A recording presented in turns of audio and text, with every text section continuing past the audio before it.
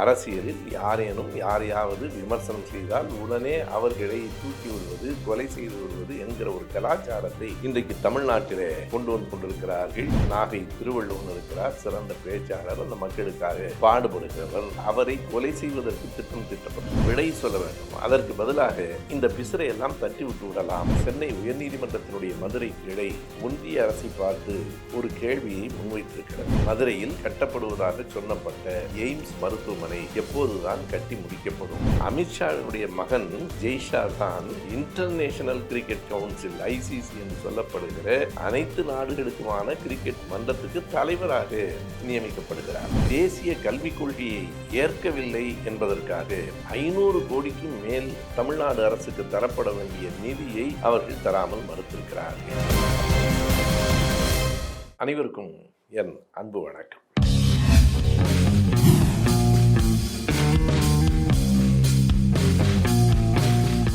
இன்று மதியம் சென்னை உயர்நீதிமன்றத்தினுடைய மதுரை கிளை ஒன்றிய அரசை பார்த்து ஒரு கேள்வியை முன்வைத்திருக்கிறது. மதுரையில் அதன் தோப்பூர் என்கிற இடத்தில் கட்டப்படுவதாக சொன்னப்பட்ட எய்ம்ஸ் மருத்துவமனை எப்போதுதான் கட்டி முடிக்கப்படும் என்று கேட்டிருக்கிறார்கள். உயர்நீதிமன்றம் அப்படி கேட்பதற்கான தேவை என்ன வந்தது? இப்போதும் ஒன்றிய அரசு ஒரு காரணம் சொல்லுகிறது, கொரோனா காரணமாக கட்டிடத்தை கட்டி முடிக்க முடியவில்லை என்று. கொரோனாவுக்கு பிறகு எத்தனை மாநிலங்களில் என்னென்ன வேலைகள் நடந்திருக்கின்றன என்பது நமக்கு தெரியும். ஆனால் மதுரையிலே எய்ம்ஸ் மருத்துவமனை என்பது அறிவிக்கப்பட்டது எப்போது?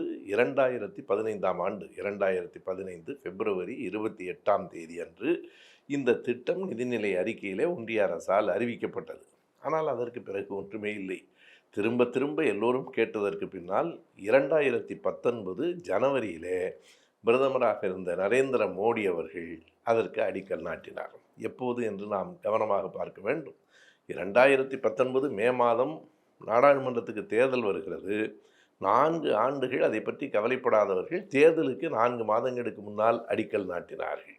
சரி, அடிக்கல் நாட்டி அடுத்த தேர்தல் வந்துவிட்டது. 2024 தேர்தலும் வந்து முடிந்து விட்டது. இதுவரையிலே 2021 ஒரே ஒரு சுற்றுச்சுவர் மட்டும் கட்டப்பட்டிருக்கிறது. அதுவும் நம்முடைய அமைச்சர் உதயநிதி அவர்கள் அன்றைக்கு ஒரே ஒரு செங்கலை எடுத்து வந்து காட்டியதற்கு பிறகு இந்த சுற்றுச்சுவராவது கட்டப்பட்டிருக்கிறது. இப்போதும் எந்த விதமான வேலைகளும் நடக்கவில்லை. 222 ஏக்கர் அதுக்காக ஒதுக்கப்பட்டிருக்கிறது.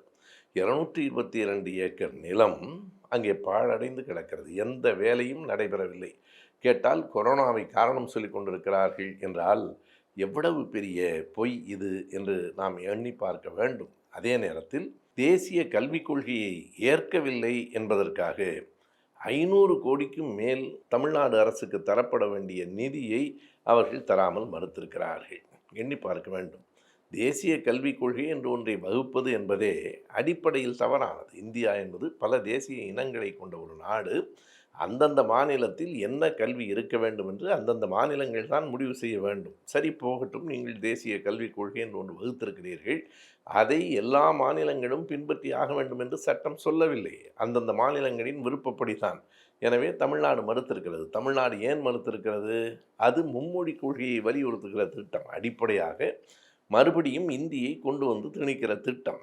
இப்போது என்ன சொல்லுகிறார்கள் என்றால், அந்த திட்டத்தை ஏற்கவில்லை என்றால் 535 கோடி உங்களுக்கு வராது என்று சொல்லுகிறார்கள். 500 கோடிக்கு மேல் நாம் இப்போது கேட்கிறோம். நமக்கு கொண்டு வருவதாக சொன்ன எய்ம்ஸ் மருத்துவமனை 2015 9 ஆண்டுகளை கடந்து விட்டது. 9 ஆண்டுகளில் சுற்றுச்சுவரை தவிர வேறு எதுவும் அங்கு எழுப்பப்படவில்லை. ஆனால் இந்த தேசிய கல்விக் கொள்கையை காட்டி தமிழ்நாட்டுக்கு கொடுக்கப்பட வேண்டிய நிதியை மட்டும் மறுக்கிறார்கள் என்று சொன்னால் முழுக்க முழுக்க தமிழ்நாட்டுக்கு எதிராகவே இன்னமும் ஒன்றிய அரசு, பிரதமர் மோடி அவர்களின் அரசு இருக்கிறது என்பதைத்தான் காட்டுகிறது. ஆனால் அதையெல்லாம் இங்கே இருக்கிறவர்கள் கேட்க மாட்டார்கள். வாரிசு அரசியல் என்று பேசுகிறார்களே. இன்றைக்கு என்ன அறிவிப்பு வந்திருக்கிறது? அமித்ஷாவினுடைய மகன் ஜெய்ஷா தான் இந்த இன்டர்நேஷனல் கிரிக்கெட் கவுன்சில் ICC என்று சொல்லப்படுகிற அனைத்து நாடுகளுக்குமான கிரிக்கெட் மன்றத்துக்கு தலைவராக நியமிக்கப்படுகிறார். இங்கே இருக்கிறவர்களுக்கு இதுவெல்லாம் வாரிசாக தெரியாது. பாட்டாளி மக்கள் கட்சியில் மருத்துவர் ராமதாஸ் அவர்களுக்கு அடுத்து அன்புமணி வந்தால் அது வாரிசு அரசியல் இல்லை. இந்தியாவில் பல மாநிலங்களில் அப்படி நடந்தால் வாரிசு அரசியல் இல்லை, திமுகவில் மட்டும் வாரிசு அரசியல் வரக்கூடாது என்று பேசுகிறவர்கள் இன்றைக்கு அமித்ஷாவினுடைய மகனுக்கு இவ்வளவு பெரிய பதவியை கொடுத்திருக்கிறார்களே, அவர் என்ன உலக புகழ்பெற்ற கிரிக்கெட் வீரரா என்று நடிகர் பிரகாஷ் ராஜ் மிகச் சரியாகத்தான் கேட்டிருக்கிறார்.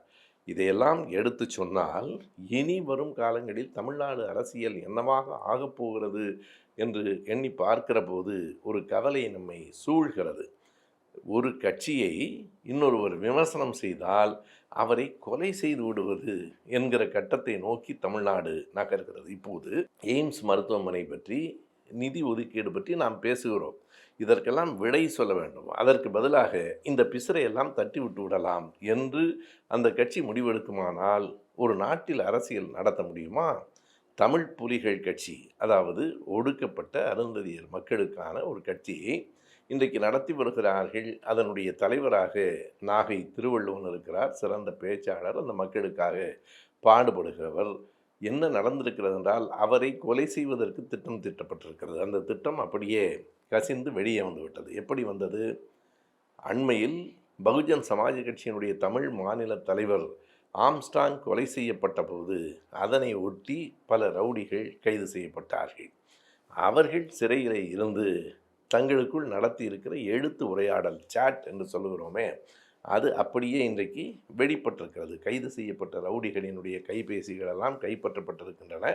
அதில் இந்த செய்தி இருக்கிறது. என்ன சொல்லுவார்கள்? நாங்கள் கட்சிக்குள் என்ன வேண்டுமானாலும் பேசிக்கொள்வோம், இதை எப்படி வெளியிடலாம்? நீ என்ன வேண்டுமானாலும் பேசிக்கொள்ளலாம், ஆனால் அடுத்தவனை கொலை செய்வது பற்றி பேசிக்கொண்டால் அது தனிப்பட்ட விவகாரம் என்று காவல்துறை வேடிக்கை பார்க்க முடியாது, வேடிக்கை பார்க்க கூடாது. யாருக்கும் இடையில அந்த எழுத்து உரையாடல் நடந்திருக்கிறது. உள்ளே இருக்கிற ஒரு ரவுடிக்கும் தேவா என்கிற ஒருவருக்கும். தேவா யார்? சசிகலா அவர்களிடத்தில் இருந்தவர். இப்போது நாம் தமிழர் கட்சியில் இருக்கிறார், முழுக்க சீமானோடு இருக்கிறார். அந்த தேவா சொல்லுகிறார், அண்ணனிடம் சொல்லிவிட்டு அவனை தூக்கி விடலாம். அதற்கு அந்த ஆள் சொல்லுகிறான், ஒரு பிஸ்டல் வேண்டும், வழக்கு வந்தால் பார்த்து கொள்ளலாம், அல்லது வடநாட்டில் இருக்கிற ஒரு கூலிப்படையை வைத்து நாம் இந்த காரியத்தை நிறைவேற்றிக் கொள்ளலாம் என்று இப்படிப்பட்ட ஒரு உரையாடல் நடக்கிறது என்று சொன்னால், அரசியலில் யாரேனும் யாரையாவது விமர்சனம் செய்தால் உடனே அவர்களை தூக்கி விடுவது, கொலை செய்து விடுவது என்கிற ஒரு கலாச்சாரத்தை இன்றைக்கு தமிழ்நாட்டிலே கொண்டு வந்து கொண்டிருக்கிறார்கள். நாகை திருவள்ளுவன் மிகுந்த செல்வாக்கு உடைய ஒரு கட்சியின் தலைவராக இருக்கிறார். அவருக்கு ஒரு கொலை மிரட்டல் வந்திருக்கிறது என்று அந்த கட்சியினுடைய பொதுச் செயலாளர் பேரறிவாளன் ஒரு கடிதத்தை அரசாங்கத்துக்கு, உள்துறை செயலாளருக்கு கொடுத்திருக்கிறார். இப்போது அதனுடைய கூடுதல் தகவல் என்ன என்றால், அது உண்மைதான் என்று கண்டறிந்து தமிழ்நாடு காவல்துறை திருவள்ளுவனுக்கு ஒரு காவல்துறையினுடைய பாதுகாப்பை அனுப்பியிருக்கிறது. கூடவே 4 காவல்துறையினர் அவரோடு பயணம் செய்ய வேண்டும் என்பதாக இன்றைக்கு தமிழ்நாடு அரசு அறிவித்திருக்கிறது. நாம் கேட்க விரும்புவதெல்லாம், நாகை திருவள்ளுவனுக்கு பாதுகாப்பு கொடுக்கலாம், நாம் தமிழர் கட்சி பற்றி யார் பேசினாலும் கொலை செய்து விடுவார்கள் என்றால் எத்தனை பேருக்கு பாதுகாப்பு கொடுப்பது?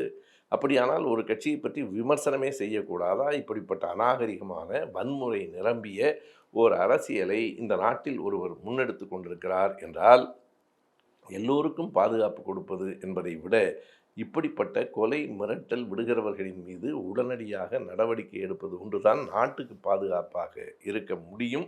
ஒரு அரசியல் கட்சி வளர்வதில் நமக்கு எந்த சிக்கலும் இல்லை. ஆனால் அந்த அரசியல் கட்சி அடாவடித்தனமாக ஒரு கொலை மிரட்டல்கள் வன்முறைகளோடு வளர்ந்து கொண்டிருக்கிறது என்பதை காவல்துறை மட்டுமல்ல, நாட்டின் மக்களும் கவனத்தில் கொள்ள வேண்டும்.